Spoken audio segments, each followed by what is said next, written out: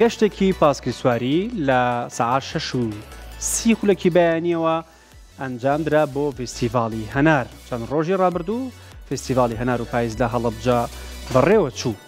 لە ماوەی ئەنجامدانی فستیڤاڵەکەدا خەڵکێکی زۆر لە ناوخۆ و دەرەوە ڕویان کردە هەڵەبجە و لە فستیڤاڵی هەناردا بەشداریان کرد. لەو نێوەندەشدا گروپێکی پاسکیل سواری بە ناوی گروپی ژینگە دۆستی و پاسکیل سواری کە 8 ئەندام بوون لە سلێمانی و بە پاسکیل چوونە هەڵەبجە و لە فستیڤاڵەکەدا ئامادە بوون.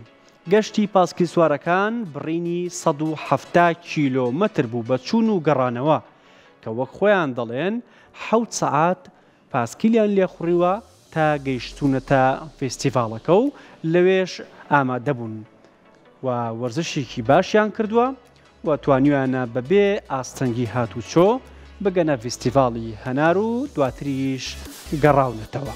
ماوەی بڕینی کیلۆمەترەکەیان بە چوون و گەڕانەوە 170 کیلۆمەتر بوو.